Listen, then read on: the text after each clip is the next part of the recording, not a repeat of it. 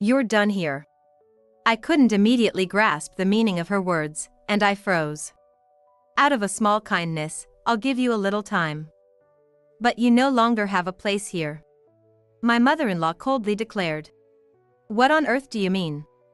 I asked in confusion, and she made an unbelievable confession with a sneer. The eldest son and his wife are moving back in for the birth of their child. So, you need to be out by the end of the week. You've got to be kidding me. This is my and Richard's home. The anger I had been holding back exploded. There's no way Richard would allow that. My name is Hillary, a 27-year-old housewife. I work from home as a freelance graphic designer. In this day and age, as long as you have internet access and the necessary equipment, you can work from anywhere, which I am truly grateful for. However, my parents don't understand this kind of work, and they still don't recognize it as a legitimate job, looking down on me. That's why I always felt uncomfortable at my parents' home. One day, I met my current husband, Richard Takagi, through a friend's introduction. He is an architectural designer, and we both share a passion for design, which sparked engaging conversations. As we talked deeply about our work and personal lives, we grew closer. We began to respect and take an interest in each other, and eventually, those feelings developed beyond mere friendship. Initially, we were just friends, but gradually we became indispensable to each other.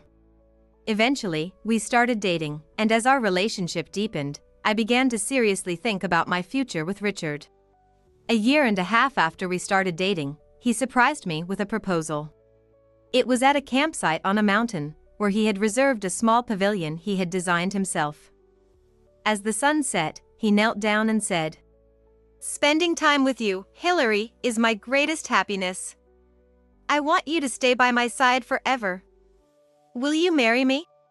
He handed me a ring.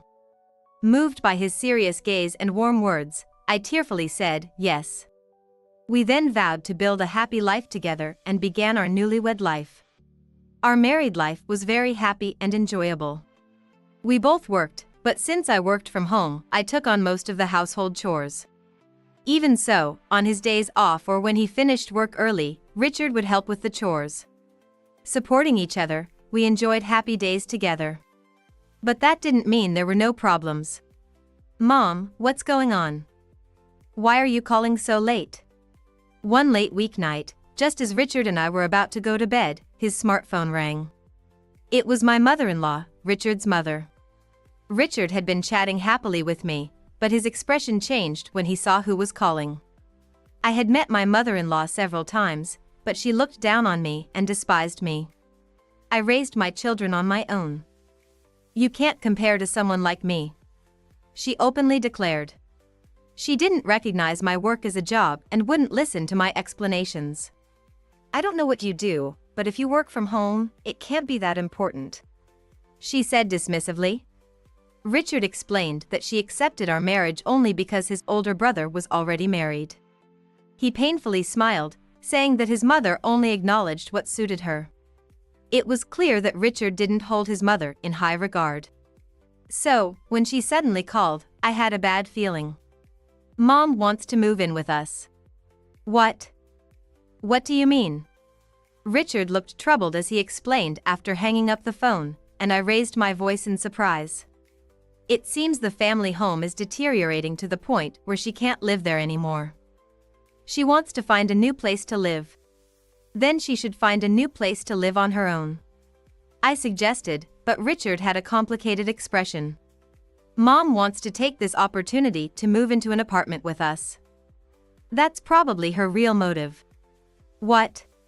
Currently, we were living in the apartment I had rented since before we got married. And we had been planning to move into a new apartment for some time. Apparently, my mother-in-law remembered this. However, we hadn't yet decided on a specific property. Seeing my confusion, Richard said, "It seems Mom's savings are running low, so she's probably relying on me." Richard's parents divorced when he was in elementary school. The cause was his father's infidelity, and as a result of the divorce, his mother received a substantial alimony, child support, and even the house. Richard and his brother Kent's father was a successful businessman, so the amount paid was quite large. Because of this, my mother-in-law barely needed to work. But couldn't your mom live with your brother and his family? Well, Catherine is pregnant. Catherine is Kent's wife. Kent, who works for a foreign company, often goes on business trips. Catherine is close to my mother-in-law and spoke to her more than I did at our wedding. Normally, they would rely on Kent and Catherine, but due to the pregnancy, that was deemed difficult. Richard sighed and said that they would likely move in with Kent once things settled down. Mom still thinks she can control us however she wants. Richard didn't like the idea but was too kind to outright refuse his mother. So, Hillary, I'm sorry, but could you live with Mom for a while? I'll make sure she understands it's only until she finds her own place or moves in with my brother. I'll even get her to sign an agreement if needed. I'm just worried because I'll be away on a business trip soon. Though not as frequently as his brother, Richard also occasionally had to go on business trips. Unfortunately, he will be away for about a month soon. I didn't want to cause Richard any trouble, so I said, "It's okay, I'll manage during that time. But Hillary, you have your important work too. Don't worry, I'll handle everything. Just focus on coming back safely." I gave a peace sign to assure him, and Richard bowed his head in gratitude. Thus, we started living with my mother-in-law for a while.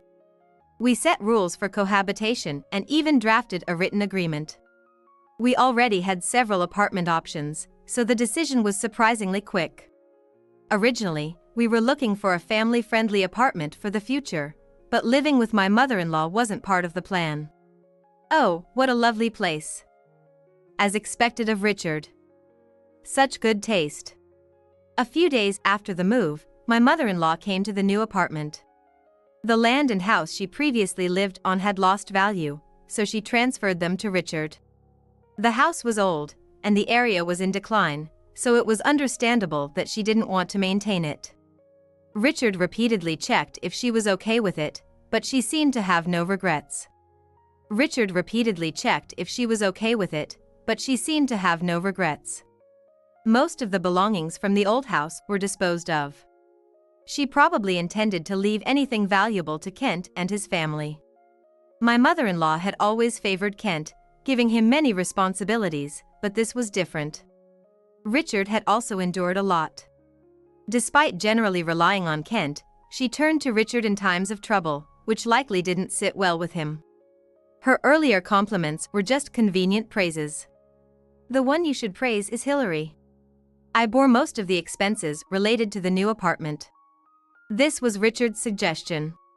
He hoped that by contributing financially for a while, my mother-in-law might change her attitude. Richard promised to pay me back later, but I opposed that. Yet, Richard's plan seemed ineffective. "Richard, you're too modest. There's no need to flatter your wife like that." My mother-in-law made sarcastic remarks and gave me condescending looks. It seemed she didn't believe Richard's words. Richard sighed in exasperation at his mother. Our life together began, but it was more difficult than I had imagined. My mother-in-law's torment was especially harsh during the day when Richard was away. She seemed to be waiting for any opportunity to criticize my every move. From morning till night, her harsh gaze was fixed on me. "Your knife skills are terrible. Why don't you take a cooking class?" She said this while I was preparing breakfast. Watching my cooking closely, she added, "It's frustrating to watch you. There's no nutrition in such cooking." She was the same way about cleaning. When I was vacuuming the living room, she pointed out tiny bits of dust and said, "Look at this, there's still so much dirt. Your cleaning is only on the surface. A wife should pay attention to every corner." One afternoon, she suddenly came into the living room and saw me taking a short break, and she made a snide remark. "Already taking a break? Is your work done? There's still so much to do." She then started listing all the small chores I had yet to do. "If you don't do this and that, the house will be a mess. What will Richard say when he comes home? It's only a matter of time before you're thrown out." She started it again. Meal times were no better. "What's this? I've never had something so salty. Richard doesn't like this flavor. Have you even bothered to learn his tastes? She constantly criticized my cooking. When I was cleaning up after meals, she would harshly comment on how I stacked the dishes, saying, "What's with this sloppy stacking? What if you break something important?" Thus, my mother-in-law tried to control me and continuously criticized my household skills while Richard was away. I had no choice but to endure it silently. No matter what I did, she was never satisfied. To make matters worse, she frequently insisted on going shopping with me, and I had to cover all the expenses. Though each shopping trip didn't cost a fortune, the expenses piled up over time. Having to pay for everything irritated me to no end. Being constantly ordered around by my mother-in-law was starting to affect my work from home. I wanted to tell Richard about his mother's outrageous behavior, but he was so busy preparing for his trip that I didn't want to bother him, so I remained silent. If it had been only my mother-in-law, I might have been able to endure, but she wasn't the only problem. "Well, this place is quite nice." Richard's brother Kent's wife, Catherine, also visited our apartment several times, and she too treated me with disdain and bossed me around. "Do you have a problem with that? I'm pregnant and can't move much. If you make a pregnant woman work, I'll expose you as a bad wife online." If I showed any resistance, Catherine would threaten me, using her pregnancy as a shield. Wanting to avoid any stress on the baby, I suppressed my anger, which only made Catherine more demanding. She would call me over for trivial tasks like fetching the TV remote or opening a bag of snacks while I was working. Both my mother-in-law and Catherine seemed to enjoy treating me like a maid. Having such a handy maid is a real help. Not that convenient. She can't even shop properly. Just buying the wrong snacks once earned me this kind of treatment. I was mentally exhausted from the constant interruptions to my work. But isn't it a waste to let her go? It's fine. Once we get the place, someone that useless. I overheard such conversations but couldn't say anything and just endured each day. As Richard's departure for his trip approached, he asked if I was okay, and I replied, "Yeah, I'll manage somehow," but inside, I had little confidence or composure left. Still, I forced a smile, wanting him to feel confident. "I'll call you if anything happens. Don't worry about me, just take care of yourself at work." I acted tough and saw him off. Richard left, patting my shoulder to cheer me up. Even in his absence, my duties remained unchanged. I told myself I would get through this while Richard was away. However, once he left for his business trip, my mother-in-law's behavior worsened. "Hurry up and make me some tea, you worthless wife." She began ordering me around with even harsher language. She stopped calling me by my name, treating me like a household servant. Enjoying herself, Catherine also visited every few days, joining my mother-in-law in belittling me. Every time she came, her belongings seemed to accumulate in our apartment, making it feel less and less like my home. The anxiety made it difficult to sleep at night. Despite the pressure, I couldn't neglect my work. One day, while struggling to meet a deadline, I went to the kitchen in the early afternoon and found my mother-in-law standing there, smiling. "You're done here." I froze, unable to immediately comprehend her words. "I'll give you a little time out of pity. But you no longer have a place here," she coldly declared. "What on earth do you mean?" I asked in confusion, and she sneered as she revealed an unbelievable truth. "My eldest son and his wife are moving back in to have their baby. So, you need to be out by the end of the week." The shock cleared my exhaustion in an instant. Moving back in for childbirth? What was she talking about?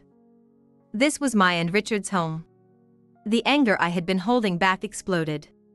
"Richard would never allow this," I retorted, but she continued to sneer at me. "Maybe not. But you're the only one who has to leave." Her words were gentle, but their meaning was cold and cruel. "You make the house feel cramped. So, if you leave, everything will be fine." "What are you talking about?" I asked, unable to hide my agitation. "Richard is my son, so he can stay." But I don't consider you family. That's why I've been making things unpleasant for you, to make you leave." In that moment, I understood everything. All her harassment had been a plan to drive me out. She seriously intended to kick me out and take over the apartment for her own convenience. Even though I was the one paying $6,000 in rent, I thought bitterly to myself. Despite all the discussions I had with Richard, his mother still didn't believe it. It's no use talking to Richard. In the end, he'll side with me," she said coldly. Is that really the case? I had lost the strength to argue. The harassment from my mother-in-law had pushed me to the edge. Yet, she mercilessly told me to prepare to leave within a week. I was left stunned, overcome with sadness, unable to do anything. As evening approached, I felt restless, unable to focus on anything. My heart felt frozen, weighed down by the heavy rain of sorrow. I didn't know what to do and just sat there. Then my phone rang. Richard's name appeared on the screen. With a flood of emotions, I answered immediately, just wanting to hear his voice. "Hillary, I'm sorry I couldn't call you sooner." Richard. Hearing his voice, my tears wouldn't stop. I wanted to tell him everything, but at that moment, all I could do was cry. Richard sensed something was wrong and spoke seriously. "Did something happen? Did my mom do something to you?" I couldn't say anything, but Richard understood my situation. "Hillary, please don't hold back. Tell me everything.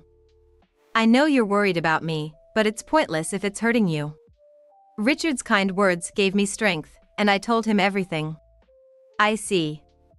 Hillary, I'm so sorry. I had no idea you were going through so much pain." Richard apologized repeatedly. "It's okay. I should have relied on you more. I tried to handle everything myself." "Thank you. But because of you, I might be able to come home sooner." "What? But you said it would take a month." I said, and he chuckled. "Hillary, knowing you were struggling made me push myself harder. I overdid it a bit." Hearing his embarrassed voice, warmth returned to my heart. And a junior colleague offered to take over the rest. "So, I'll be home soon." "About my mom." Richard lowered his voice. "I never thought she'd go this far." "Hillary, don't hold back anymore." "Really?" I asked anxiously. "Yes, don't hesitate. Stand up to her with all you've got," Richard said firmly. His words gave me the confidence to be strong. Richard was undoubtedly on my side. With that clear fact, I had nothing to fear. We discussed our next steps. If she wanted me to leave, I'd leave, just as she said. That night, I slept soundly for the first time in a while. The next morning, feeling refreshed, I moved forward with the plan over the phone. "Yes, remove every single piece of furniture and appliance. You're noisy on the phone since morning," Catherine said irritably as she entered the living room. I was so engrossed in my conversation with Richard last night that I hadn't noticed she had come over. The timing was perfect. "Catherine, everything here is yours, right?" "Yeah, so what?" "It's in the way, so I'm going to clean it up for now." With that, I left the room. Ignoring Catherine's indifferent reply, I started packing her belongings into the prepared cardboard boxes one by one. It was as if I had saved the moving boxes from my previous move just for this occasion. Thinking that, I hurriedly packed Catherine's stuff. I handled them a bit roughly, but it couldn't be helped as I was in a rush. "Hey, what are you doing? Are you crazy since this morning?" My mother-in-law appeared and threw provocative words at me, but I didn't care anymore. "No, I'm not doing anything strange. Since I was told to leave, I'm preparing to leave." "What? What's that supposed to mean?" She tilted her head in confusion, and just then, the doorbell rang. I answered yes and went to the door, where several sturdy movers stood. Outside, there were 2 trucks parked. "All right, please go ahead," I said, and they responded cheerfully. I was impressed by their brightness despite the sudden request. While I was moved by their cheerfulness, the movers took out most of the stuff from the room. Are you sure it's really everything? Yes, as we discussed, please take all the furniture and appliances. Hey, what are you saying? What are you doing? How can you just take the furniture and appliances without permission? It's like stealing. My mother-in-law was confused, but I explained boldly. Don't worry. All the furniture and appliances here are mine, so there's no problem if I take my belongings, right? The movers, convinced by my confident words, continued their work. As the room gradually emptied, I felt a sense of relief. In contrast, my mother-in-law and Catherine were completely stunned. Oh well, I feel like a fool for holding back all this time. What do you mean by that? My mother-in-law half shouted, but I calmly replied, I told you earlier, didn't I? Have you already forgotten? I replied calmly. Seeing her gape in surprise made me chuckle. I'm just leaving because you told me to. That's why I'm having the movers take the stuff. That's all. She should be grateful that I left behind the clothes and items she bought. I'll discuss the details later with Richard involved. Leaving those words, I calmly left the apartment. I heard some noise behind me, probably just them arguing. The movers have temporarily stored my belongings. Regarding the next place to live, I've found a few options, but I plan to make the final decision with Richard. A few days later, on Sunday, we gathered again in the now completely empty apartment. Richard had returned from his business trip, and my mother-in-law, Catherine, and Kent were also there. It had been a while since I'd seen Kent, but he seemed a bit down as well. With no furniture, we spread out thin cushions and sat down. In the middle, a small folding table was placed. Apologize, my mother-in-law was the first to speak. She glared at me, and Catherine wore a similar expression beside her. Apologize? For what? For all your ridiculous actions, of course. My mother-in-law, perhaps due to the prolonged inconvenience, hit the floor hard and revealed her anger. How dare you take Richard's apartment and furniture without permission? But I wasn't intimidated by my mother-in-law. Richard looked sad, but I gave him an encouraging look. Richard steeled himself and faced his mother. Mom, I've told you many times. All that furniture and appliances were bought by Hillary. And Hillary has been paying the $7,000 rent here. Richard, it makes me sad. How did you become a child who lies like this? My mother-in-law feigned sorrow, but of course, there wasn't a single tear. It was obviously a cheap act. It's not a lie. It's the truth. Hillary is paying for it. You're still saying that. How could this woman have that kind of money? Then look at this bank book. And what my husband showed was my bank book. My mother-in-law took it with a suspicious look, checked the inside, and her eyes widened. What is this? Over $200,000 in savings. Really? Catherine, unable to hide her surprise, said with a blink. Richard spoke to the two of them. Mom, Catherine, it seems you haven't been listening to Hillary properly, so let me explain again. Hillary is a professional graphic designer. She receives design requests from various clients, ranging from individuals to companies every day. In fact, her designs are highly regarded, and she's involved in major advertising campaigns and visual designs for well-known brands. She started with small jobs, but now she's in high demand in the market. She has been saving diligently, and her savings have grown without her even realizing it. Richard recognized my talent and supported me, which has led to my current career. Whenever I thank him, he always says, "It's nothing," and looks embarrassed. Richard is truly kind, humble, and a good person. So, once again, Hillary has paid for everything in this apartment with her own money. Richard emphasized this, explaining to my mother-in-law and Catherine. If you had explained this earlier, my mother-in-law said, and Catherine added, so that's how it was.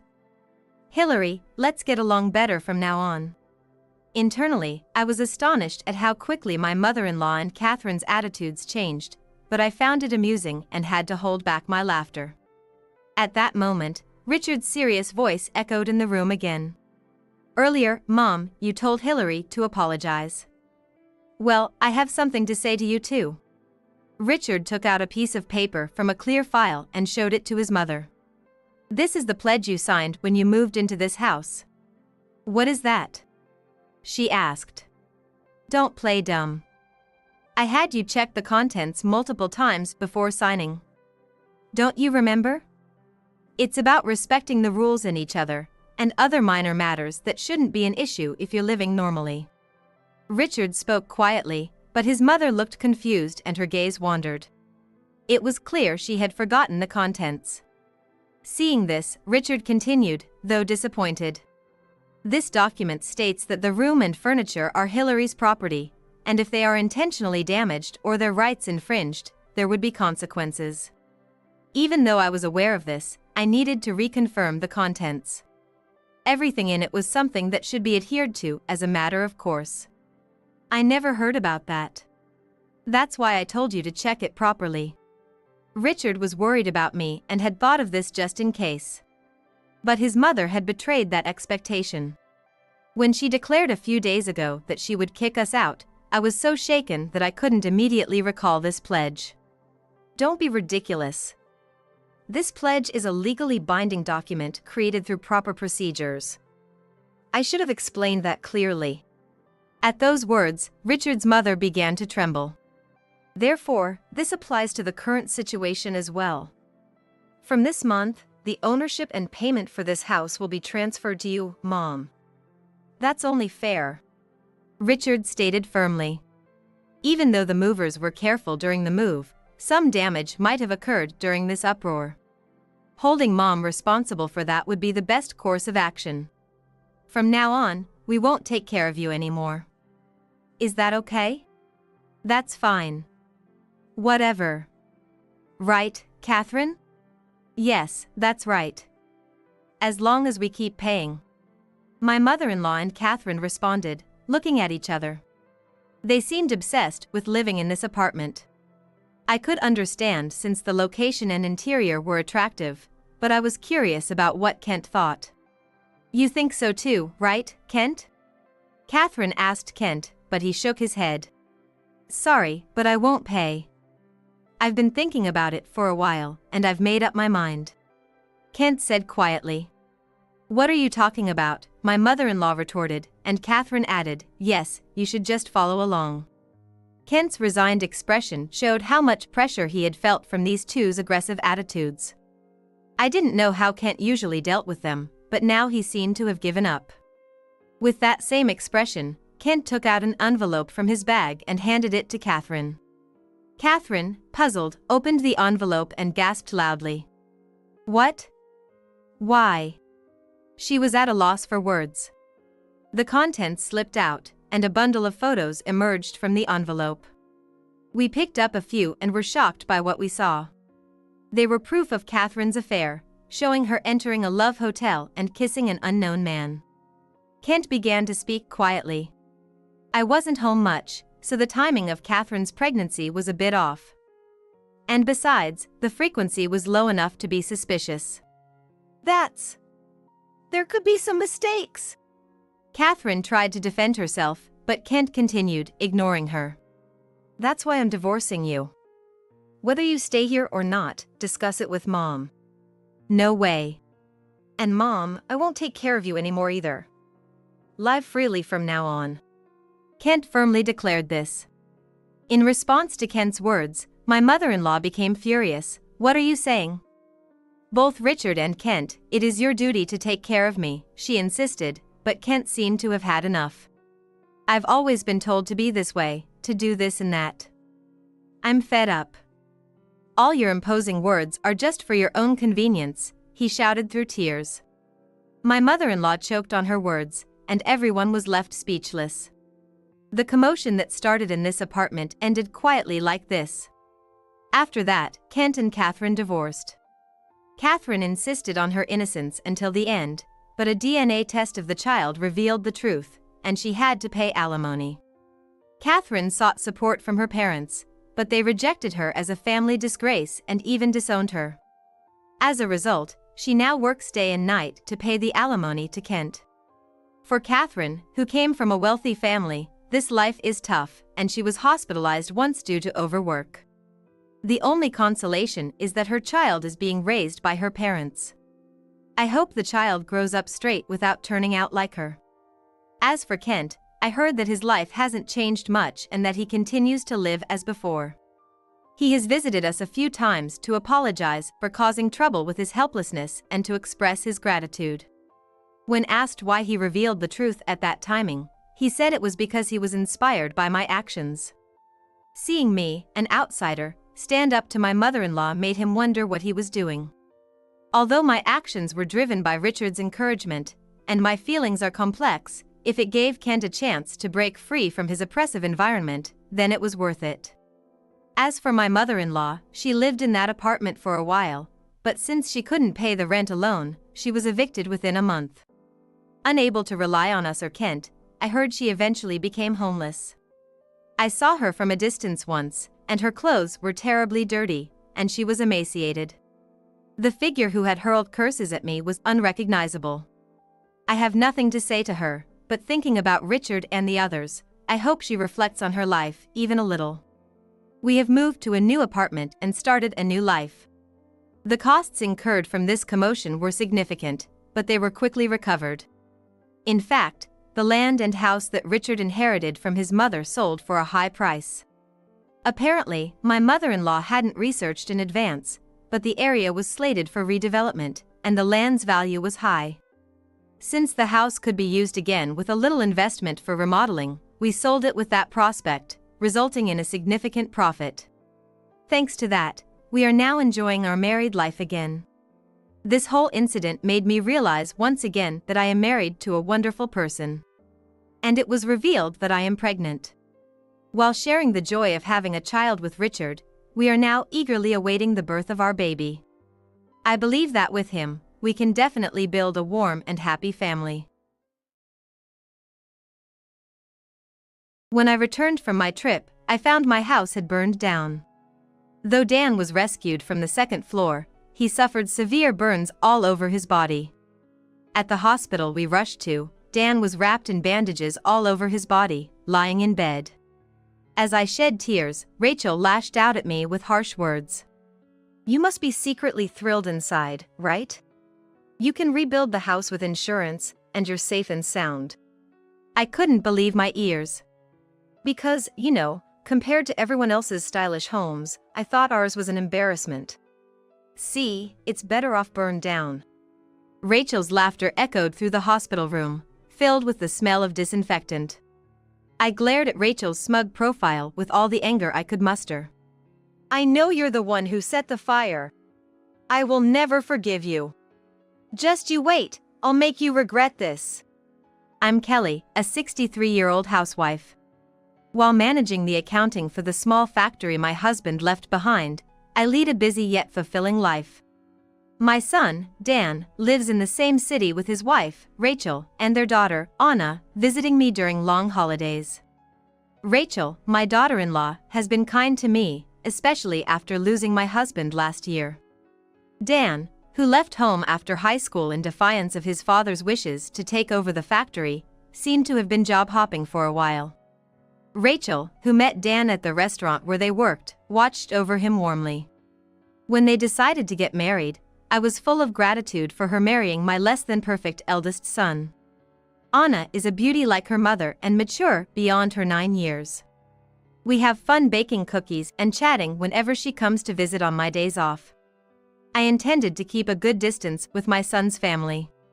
That's when Dan, who rarely calls, suggested they move in with me. "It must be lonely on your own, why don't we live together?" "I appreciate the offer, but I'm not interested in living together." "Don't be so stubborn. Having us and Anna around will help you feel less lonely." "I'm not lonely at all." "So, we're moving in with you next month." I said I'm not interested in living together. Despite my refusal, my son's family moved in the following month. Well, living with my cute granddaughter and kind daughter-in-law isn't too bad. But soon, I was shocked to discover Rachel's true nature. "I'm home." As I opened the front door, there stood Rachel, as always, standing imposingly in the entrance. She presented me with a speck of dust she had picked up with her fingertips, accusing me in a shrill voice. There was dust in the corner of the stairs. I rushed to clean before work, so I must have missed some trash. Then you should wake up earlier. I can't invite my mom's friends over to such a shabby and dirty house. I was infuriated.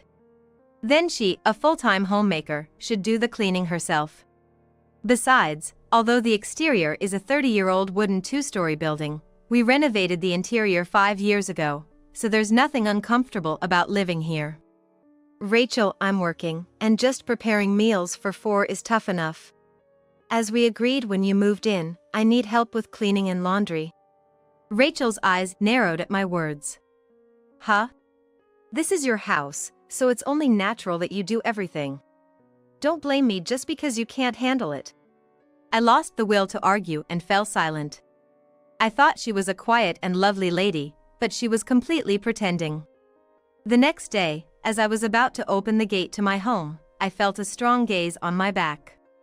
Turning around, I saw Camila from the neighborhood, staring at me with an eco bag in hand. After I greeted her, Camila frowned.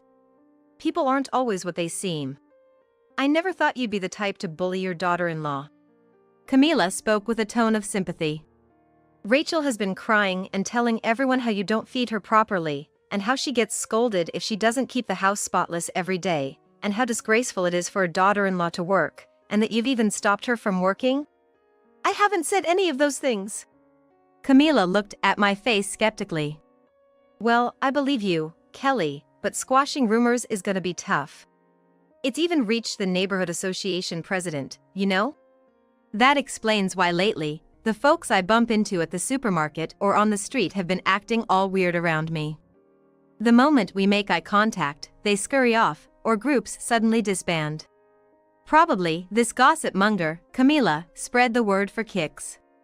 Watching her leave, I entered my house with a heavy heart.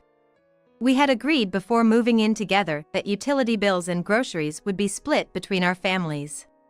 Yet, 6 months into living together, my son Dan and his wife Rachel hadn't paid their share of the living expenses. Even when I asked Rachel for payment on Dan's payday, she always had an excuse to stall. Rachel, I sent you the breakdown of the living expenses a week ago on your cell, didn't I? Oh, I forgot to withdraw the money. I'll pay later, so could you cover for me in the meantime? And just like that, another month would pass without them paying.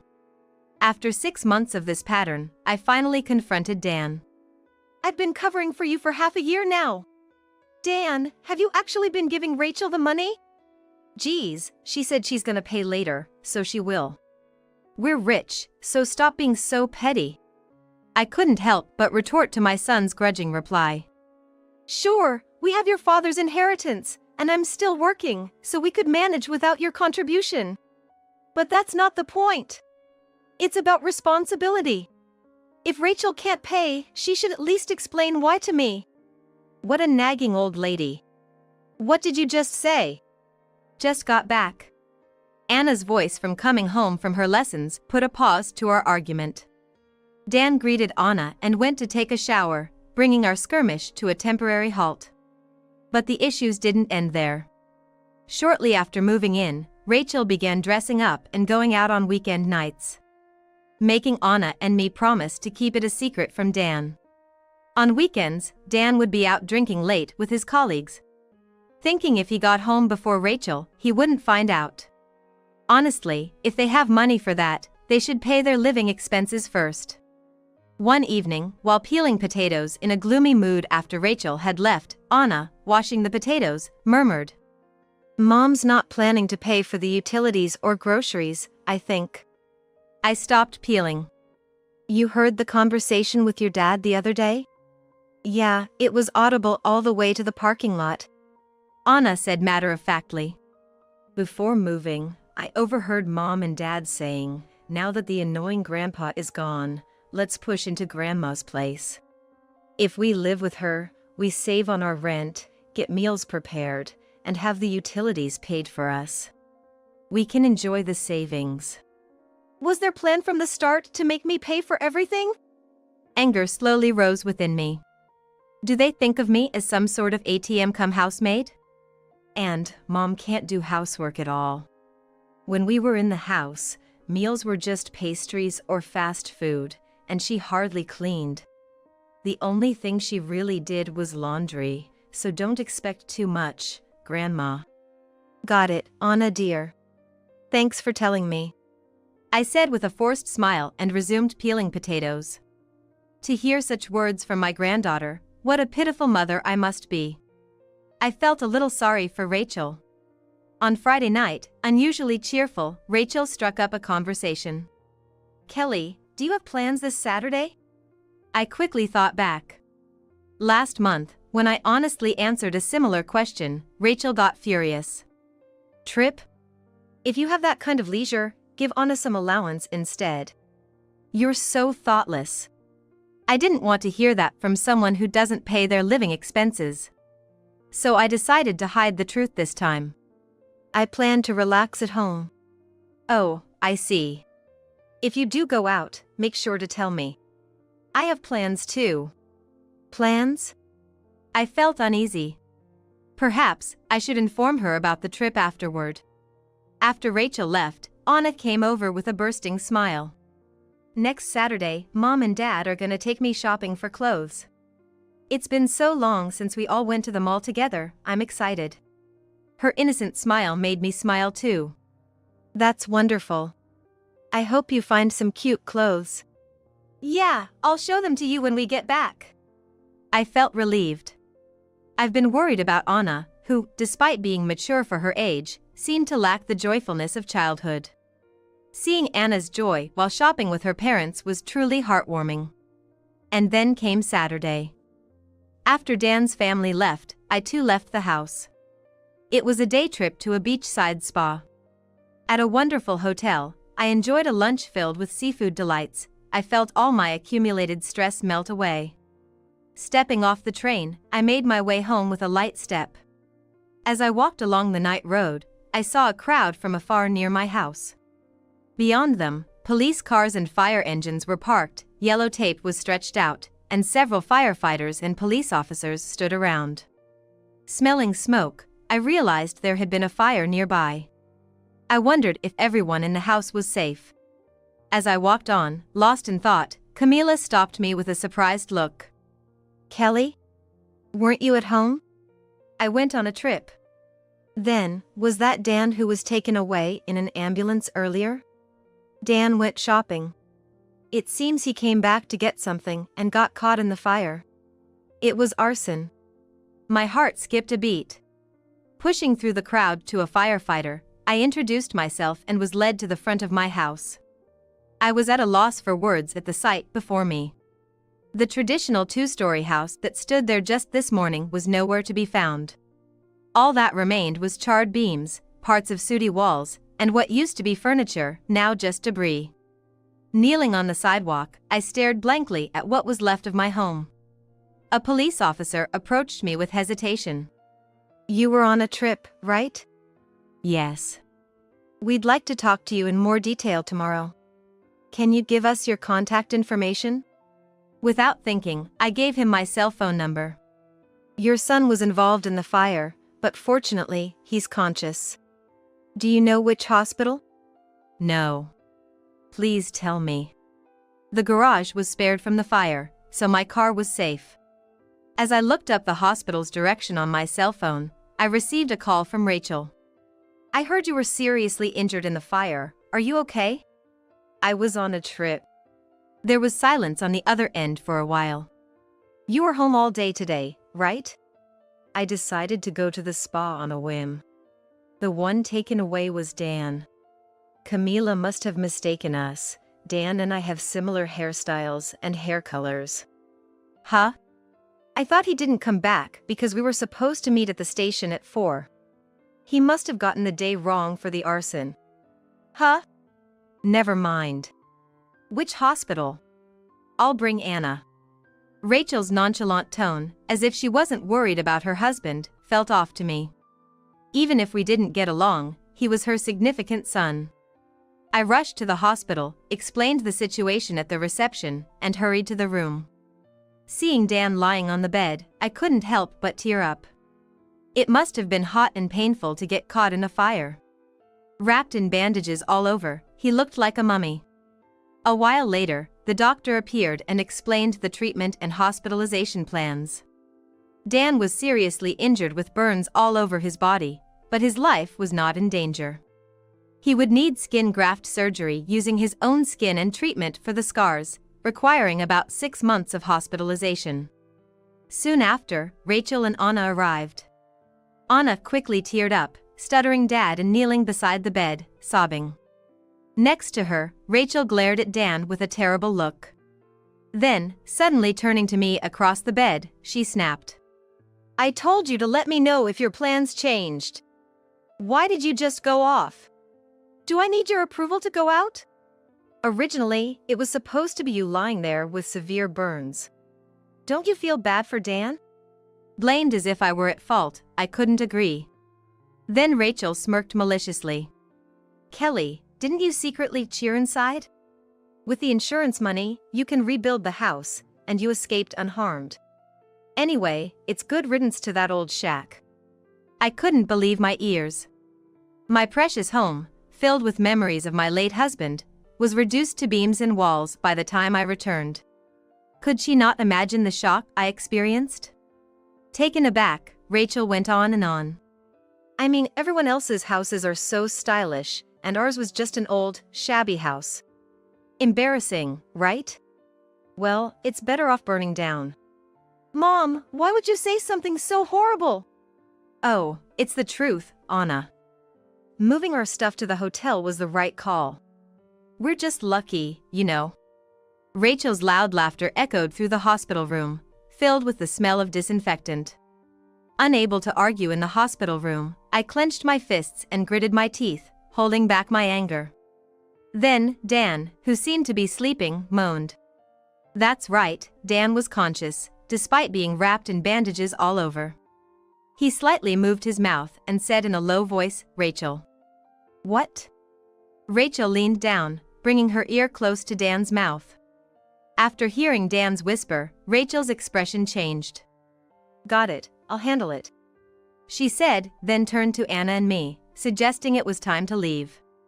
Walking down the hallway, I pondered over the exchange between Dan and Rachel. It remained a mystery, but I caught a few words: ashes, money. In fact, I inherited gold bars as part of my husband's estate. They're stored in a bank's safety deposit box, and I hadn't told Dan their exact location. Misunderstanding that the gold was in our home safe, Dan might have sneaked out during shopping to steal it while I was away. Unaware of this, Rachel, who had taken separate actions from Anna, might have committed arson. It's a 15-minute drive from the shopping mall to our house. If Rachel planned separate activities with a set meet-up time with Anna, it would be possible for her to set the fire. The words Rachel accidentally let slip got the day wrong, and the way she excitedly called me, thinking I was caught in the fire. Plus, her anger towards me in the hospital suggests that I was her target. Dan is the beneficiary of my insurance policy. Even if I survived with burns, a significant amount of sickness benefit would be deposited into Dan's account. Feeling dizzy with shock, my body heated up with anger. Rachel, setting our house on fire for my insurance money and coolly causing Dan severe burns. Above all, using shopping with Anna as a cover for her plot, showed no shred of motherliness. My heart ached seeing Anna walking down, head hung low. Her fun shopping memories probably erased. I glared at Rachel, anger burning through me. "I know you started the fire. I will never forgive you. Just wait, you'll regret this." Considering Rachel's preparedness in moving their belongings to the hotel beforehand, it was clear she was the arsonist. Furious, but leaving the evidence gathering to the police. My next step was to find a temporary home. Before I could call, the president of my husband's factory called to check on me. After hearing my story, he immediately arranged 3 weeks of paid leave and started the process of moving me into company housing. Rachel was offered the same, but she chose to stay in a hotel with Anna, so I moved into the company housing alone, dragging my carry-on. After contacting the insurance company and buying essentials at a large supermarket, I returned home. Unpacking could wait. I microwaved a pre-made meal and ate. The moment my stomach was full, the tension broke, and exhaustion overwhelmed me. Thankful for the furnished room, I prepared the bed and fell asleep without changing. The next day was spent shopping for necessities, as everything had burned. Having my driver's license, cell phone, and credit cards was a small mercy. Sitting in the shopping center's food court, eating ice cream, I suddenly remembered the words I overheard between Dan and Rachel. On my way back to the company housing, I stopped by the remains of our house and saw Rachel, phone in hand, sifting through the ashes. Dan, you won't find the safe here. It contains the gold bars, right? Oh, Anna's piano lesson time. Yes, I can come in 4 days. I'll search again then. Hidden behind the neighbor's fence. Hearing her conversation, I was certain. They were indeed searching for the gold bars. She planned to take them without telling me. Smirking, I left, planning a grand welcome for them. 4 days later, Rachel arrived at the charred remains to find neighborhood women gossiping in a circle. Hello, Camila, Nancy, Lisa. She greeted me in her sweet voice. They all frowned at her turn. Camila, with a grim face, spoke up. We heard about the fire. You're the arsonist, Rachel? What? Fooled by your quiet appearance. Planning to burn your husband and claim the insurance money, were you? How scary. You knew Dan was there and still set the fire? What's the police doing? Instead of letting criminals roam free, they should lock you up. Faced with their glares, Rachel was flustered. Thanks to always being charming and playing the role of the poor daughter-in-law bullied by her mother-in-law, Rachel had won over the residents, who suddenly turned against her. I wasn't trying to kill Dan. Rachel's voice faded to a whisper, and I chimed in from the shadows. No, that's not it. Kelly? The real target was me. You set the fire thinking I was in the house. Rachel froze. But then, she forced a stiff smile. I don't understand what you're saying. The safe? I moved it to the company housing on the day of the incident. Her face lit up when I told her. Are you coming now? I'll come right now. Rachel's voice was lively, and I smirked.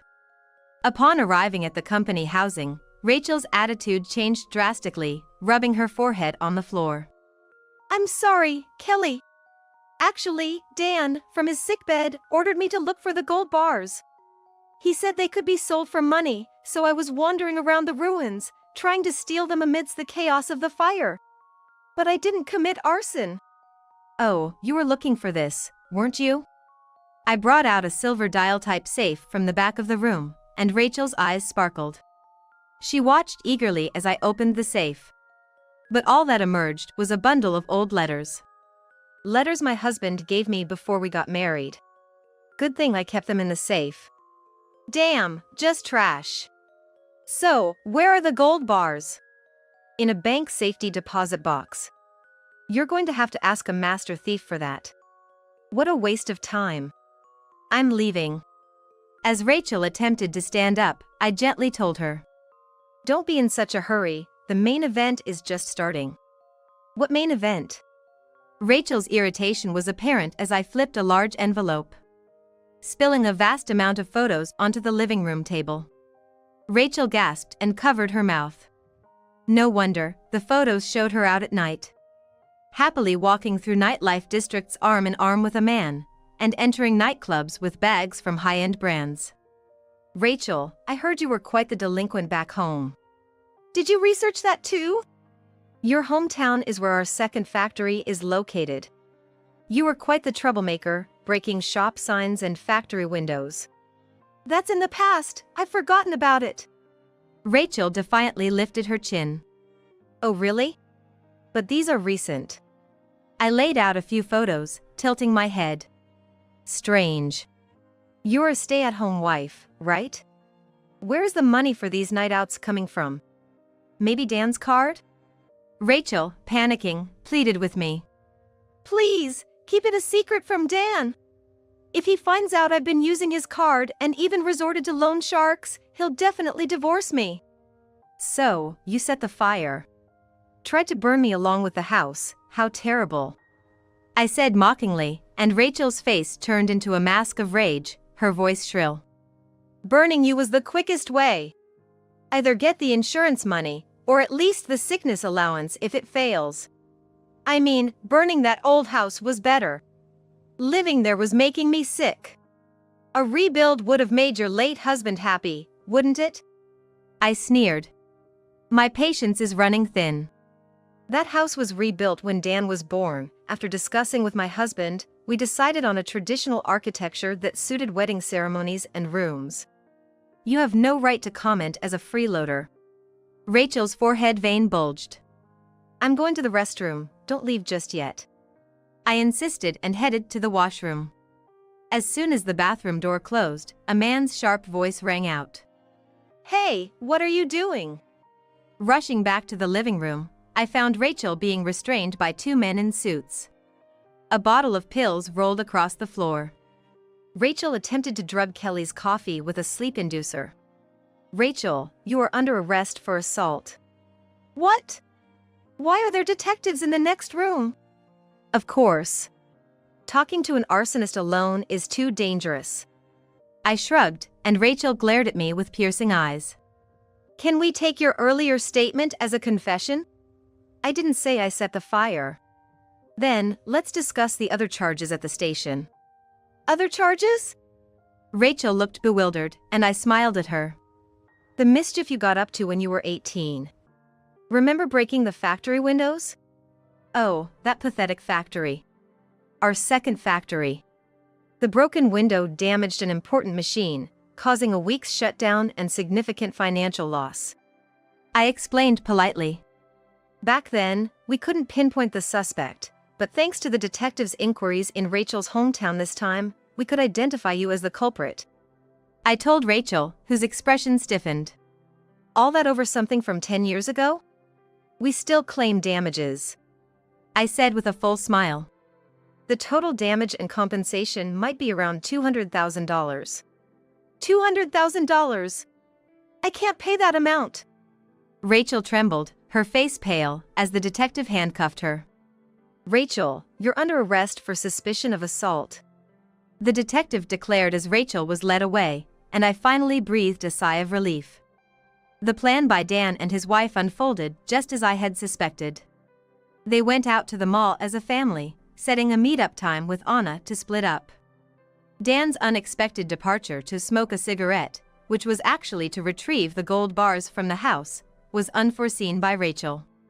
She, following the plan, doused a stack of newspapers in the parking lot with kerosene and set it on fire. Dan, mistaking the execution day by a week, got caught in the act. Rachel, the perpetrator of the arson, faced charges for attempted murder by arson, drugging my coffee with a sleep inducer for assault, and the vandalism from 10 years ago. Eager for a quick settlement, I agreed on a $100,000 settlement to facilitate Rachel's social rehabilitation. Rachel, burdened with a massive debt of $320,000, including the unauthorized use of Dan's card amounting to $20,000, the settlement of $100,000, and the vandalism charge of $200,000, works tirelessly at our factory from dawn till dusk to pay it off monthly. She seems to be sobbing at work, saying it'll take a lifetime to pay off. Dan, who had conspired with Rachel planning to split my insurance money, was arrested after his discharge. We settled with a $100,000 payment, withdrawing the complaint and having him work at our factory. The harsh working conditions of hot summers and freezing winters must be tough for Dan, who used to switch jobs whenever he disliked something. However, after threatening him with the possibility of jail and the option to sue again, he quieted down. Despite Dan's fury over Rachel's misuse of his card, they lived together in the factory's company housing, arguing but not divorcing to avoid extra living costs. I bought a condo near Anna's elementary school with the fire insurance payout, and we began living together. Dan and Rachel, insisting on seeing Anna, have been pestering us, but since she wants to avoid them for now, their reunion seems to be on hold. The compensation from Rachel for the vandalism goes into the factory's funds. Despite being separated from her parents, Anna shows no sign of loneliness and goes to school cheerfully. When I'm busy, she cooks something, or even does the shopping for me. Living with my adorable granddaughter is more comfortable than I had imagined. I plan to continue overseeing the factory my husband left behind while living with my granddaughter. It was supposed to be our first trip in a long time, but I had to cancel because of some urgent work. I'll make it up to you later, I promise. Today was the day we had reserved to go to a luxury hotel as a couple's trip. Shaken by the call from Tom, I asked him why. But he was clearly acting strange and dodging the question. Thinking something must have happened, I immediately called our daughter Holly. So it's true then. All right, I'll handle it from here. Mom, just stay put at home. I'll get ready and head over soon. Okay, I'll be waiting. I've always felt something off about Tom's behavior. Tom, who had been strange since before he became the CEO in his early 30s. The distrust isn't easy to shake off, though it's natural for him to be at the company as its CEO. I called Tom again, urging him to come home soon. When Tom returned home in the morning, he apologized. What a foolish man. I thought to myself, then said, "Oh. Why don't you take a look behind you?" The moment Tom turned around and saw me and the person next to me, he went pale. My name is Juliana, a 45-year-old homemaker. Until 2 years ago, it was just my husband, our daughter, and me living together, but recently, Holly got married. Now that she's working, Holly and her husband live together, and it's just Tom and me at home. Thanks to Tom running a well-known company since his early 30s, we had no financial troubles when Holly was young. We used to go on trips often, just the three of us. Holly looked forward to these trips so much that she would make sure Tom made the reservations properly. Tom took care of all the payments for the hotel reservations. Even when I offered to pay, Tom insisted on doing it himself. We thanked each other and must have looked like a loving couple to anyone. I never forgot to be grateful, and I managed our finances well. But this story dates back to when Holly was a child. As Holly entered middle school, Tom's behavior began to change gradually. When I went to pick Holly up and returned home, Tom, who should have been there, was nowhere to be found. I tried calling him several times, but he never picked up. Sometimes, when he did come home, he would just play with his smartphone and fall asleep on the couch. And that's not all. He stopped contributing money to the household, which he had always done before. When Holly wanted to have a wedding ceremony, Tom dismissed it with a displeased look. When she mentioned wanting children, Tom negated it, assuming future hardships. We, as her parents, should have wanted to support her. But Tom wouldn't listen to Holly's opinions and just imposed his own, arms crossed. You're young, you and your husband should be able to cover it. What's with that attitude? That's so unfair to Holly. Just because they're young doesn't mean they can easily afford it. I stood up for Holly. But Tom just sneered with a snort, arms crossed. It's the truth, isn't it? She should be supporting us after all we've done to raise her. Not supporting her is just wrong, don't you think? My anger made no difference to Tom's opinion. Why all the negativity? The Tom I knew wouldn't have said such things. He used to be so supportive, even when Holly was born. When Holly was a baby, he said childcare should come before work. Maybe it was because many around us became stay-at-home moms, but Tom was kind not just to me but to Holly as well. Even with his busy job, he always came home to see Holly's sleeping face, finding solace in it. He prioritized love above all else, but what changed him? Just thinking about it gives me a headache, so I turned to exercising as a hobby for physical and mental relief. Tom's negativity shocked Holly. Speaking of the person in question, there were many times he hardly came home at all. During such a time, I got a call from Holly. Sorry, Mom. I don't want Dad to know, but I'm pregnant. I can't come home anymore, so I thought I'd tell you in advance. That's so, I'm relieved. I was afraid you had given up because of what your father said. Not at all. I've always said I wanted kids. I'll raise them right. Yeah, okay. Do your best, Holly. But don't overdo it, okay? Rely on others sometimes. Holly sounded happy as she replied, "Got it." I strongly felt that this was something I couldn't tell Tom. I thought it best to say nothing when he came back and just act as usual. Months passed since Tom stopped coming home. Then, I received a message from Holly with a photo attached. It was to announce the birth of her child. A cute child, looking just like Holly, appeared on the screen. How adorable. I'm so glad. Glad that mother and child are safe. As I was tearing up over these thoughts, Tom snatched my smartphone with a threatening tone.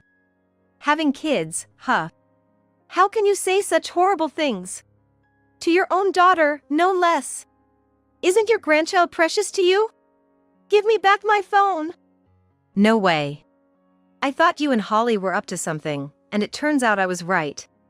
Don't expect me to approve of her getting married now. Tom, who had just come back suddenly, began to deny Holly's personal life.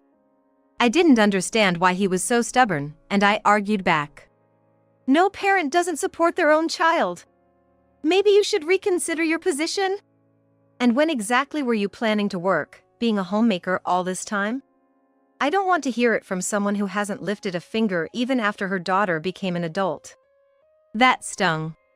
I was a homemaker because I was raising our child. I admit there's some truth to his point, but I still intend to stand by Holly. It's a fact that I couldn't stand Tom just complaining and then heading off to work without coming home properly. Being in my 40s, finding a job wasn't going to be easy. After discussing with Holly, I learned that upskilling is a trend in the job market these days. So, I decided to upgrade my skills to get a job. With the help of online courses, I finally acquired some skills. With Holly's support, I managed to start working from home after a long time.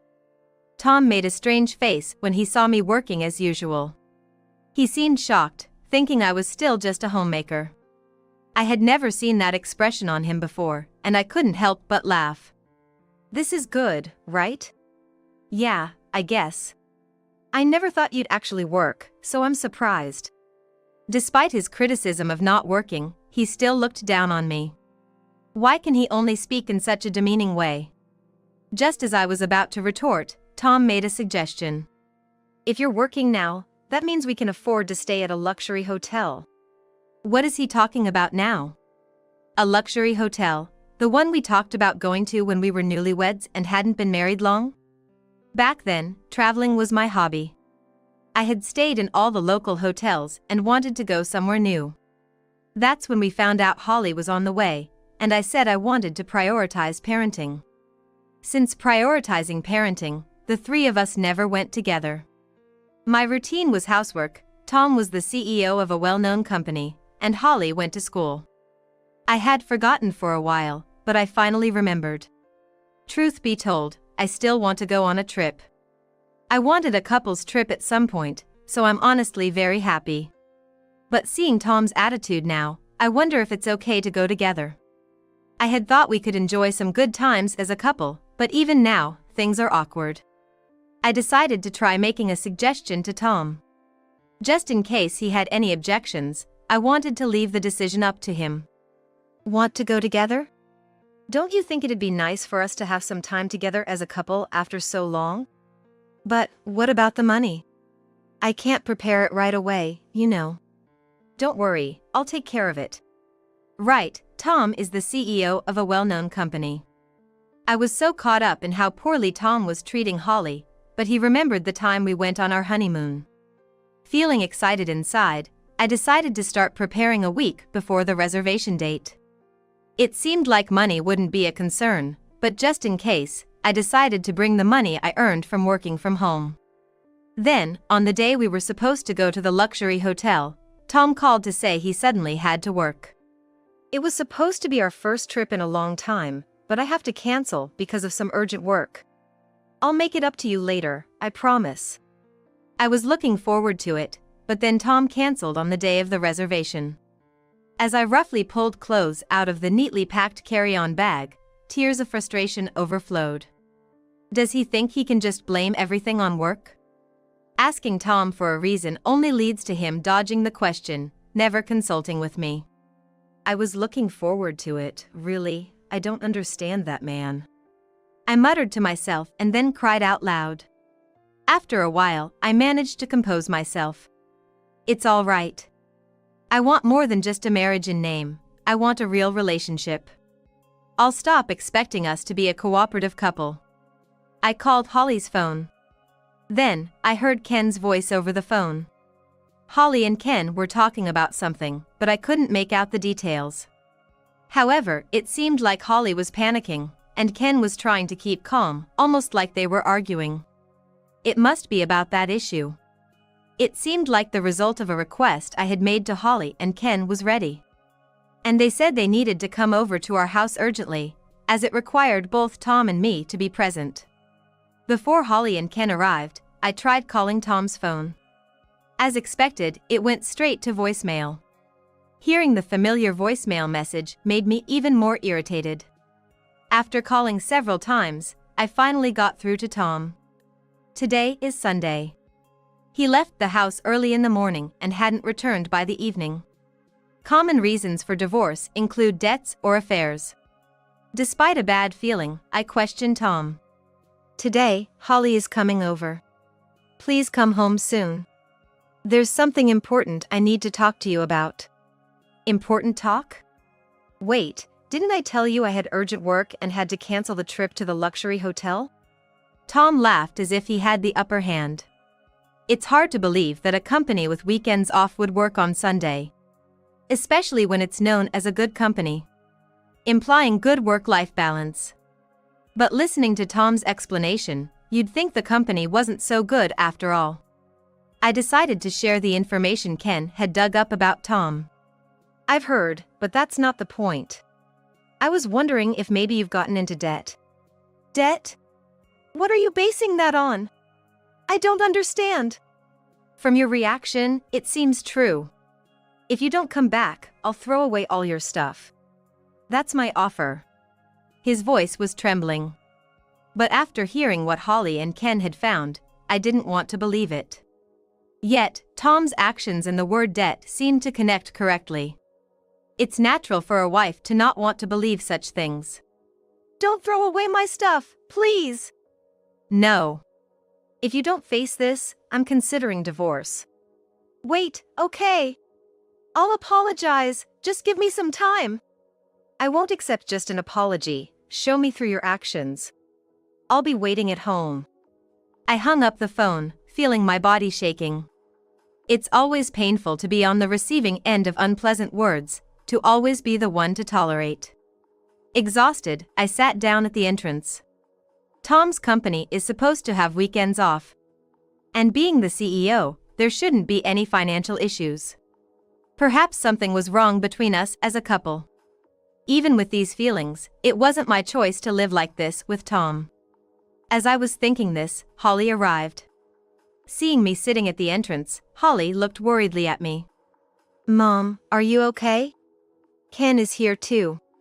He's smarter than me, so when Dad arrives, let's get everything out in the open. Yeah. Sorry for showing you such a pathetic sight. Don't worry about it, it's okay. Plus, today, I was really hoping to eat your cooking, Mom. Do you think you're up for it? Can I help? Holly was considerate, offering to take over household chores for me. Becoming a mother, Holly. Oh, how desperately I lived as a mother.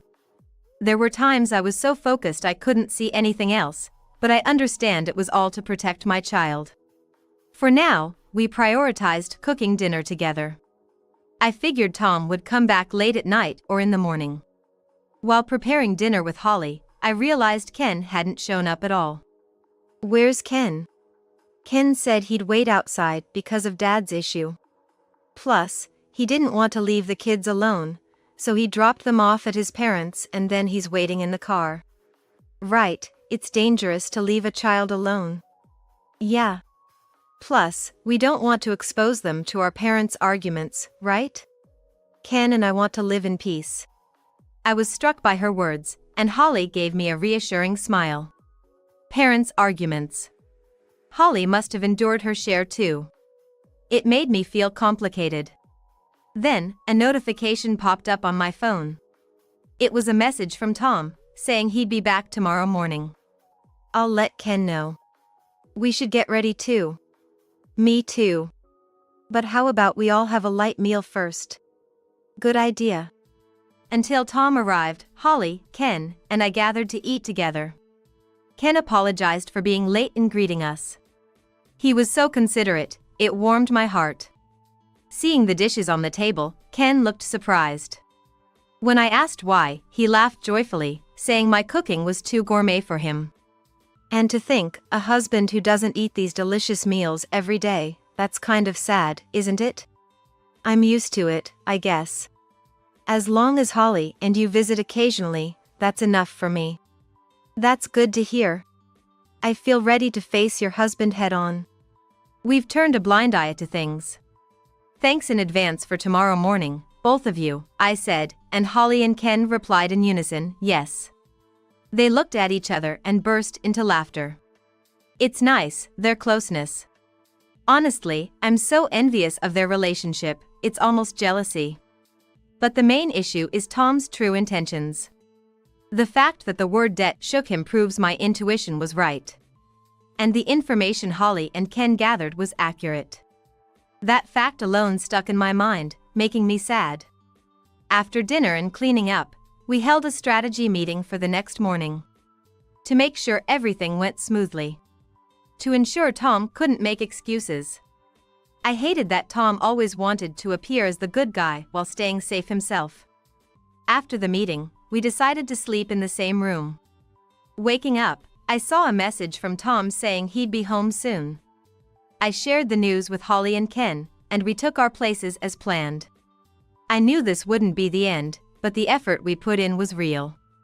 I have no regrets about ending our marital relationship. Yet, I couldn't help thinking if there was something more I could have done. If I had acted sooner, maybe we wouldn't have had to go through all this trouble. I would have blamed myself if not for Holly and Ken's comforting presence. I felt pathetic as both a parent and an individual. As I was lost in thought, Tom barged in. He immediately apologized loudly enough for the neighbors to hear. "I'm sorry, Juliana. I'll book a luxury hotel again, let's go together." It must have been his way of thinking. Unfortunately, it didn't resonate with me at all. Noticing the silence, he looked up, calling my name while searching the house. But I wasn't there. I was in the car with Holly and Ken. "Now's the time, Mom." "Right, let's do this." "Go for it, Mom." Encouraged by Holly, I stepped out of the car. As Tom was about to re-enter the house, I called out, "Hey, wait." He turned around in shock, making a strange noise. I took a deep breath before speaking. "Tom, we need to talk." "Talk? We can reschedule the trip some other time, can't we?" "Okay." "Then, why don't you take a look behind you?" "Behind?" As he turned, Tom saw Holly and Ken standing behind me. But his reaction to seeing Ken was one of fear. "You are?" "Long time no see. I'm married to Holly. You knew that, right?" "I'm aware of it." "Where did all that momentum go just now?" Ken, with a smile on his face, bowed and reached out for a handshake with Tom. But Tom, shaking off his hand, yelled with a face like a demon. "What happened to my request? You said the results would be quick, but there's been no word at all." "Oh, was that so? You seemed quite happy plotting your get-rich-quick schemes behind the scenes from dawn till dusk." "What's that supposed to mean? I haven't heard anything about it." "Of course, we've got evidence. Your mother was worried about you, but as Holly said, you're just a man after a quick fortune." And then, Ken, having somehow seized them earlier, pulled out several credit cards. Due to Tom's get-rich-quick schemes, the borrowed amount was so high that it was beyond repayment. "Let's end this. I can't see you fixing this. You should apologize to your mother first, like a man would." Tom muttered something under his breath with a face like the end of the world, but eventually, he slowly bowed his head. In a barely audible voice, Tom said, "I'm sorry." Thanks to Ken's efforts, a brilliant lawyer, Tom's debts came to light. I conveyed to Ken that living together any longer would be meaningless. Ken smiled and said, "Exactly," and proceeded with the paperwork. The detail was about reducing the debt on Tom's cards. However, I decided not to cooperate because I believe in taking responsibility, so I communicated that direction. Is divorce the right way to go? Yes, please. Understood. I will discuss it with Tom again after reviewing the divorce papers. May I act as your representative? Yes, thank you. Thank you as well. Having given permission for him to act as a representative, Ken also mentioned he would get consent from the person involved later. Meanwhile, Tom was doing a cleaning job. It seems Tom says the consequences of freely spending money as a CEO have caught up to him. Self-inflicted, yet he dares to complain. We decided to file for divorce after our final discussion. Until the very end, Tom kept whining, "I don't want to separate. Stop your futile resistance. I believe it's utterly wrong to ever cause trouble for others again. And instead of hiding and being exposed later, it's better to speak up when necessary. Money, while convenient, can also bring one's life crashing down." Afterward, Tom and I divorced. I started living alone, something I had always wanted, but it felt lonely after always living with someone. When Holly heard about it, she suggested living together. When I asked if she was sure, Holly gladly agreed. Greeted by Holly and Ken. And their little girl, born in the meantime. Her tiny hands grasped my fingers tightly. Pure, tearful eyes looked up at me, making me feel truly grateful. Seeing this, Holly and Ken smiled happily. "Mom, it's a surprise." "A surprise?" "Yes, feel my belly?" I felt a slight movement in Holly's belly. Looking up, I asked Holly, "A second one?" "Yes. It seems I was already pregnant when we started exposing Dad's debts." "That's great. I'm so happy to have the chance to care for a child again." "Yes. We're counting on you for a while, Mom." "Leave it to me." Holly stood smiling beside me. And Ken wanted to get in on the action, saying, "Of course, I'll help out too." It was rare for him to show defiance, and Holly laughed as if it was amusing. Ken is serious about work and now preparing for the second child with Holly. I can't be outdone by the young couple, so I decided to start yoga. As you age, maintaining physical strength becomes necessary. If I'm going to help raise my granddaughter, I need to be fit. Living day by day, especially being careful with money, we plan to live happily and support each other.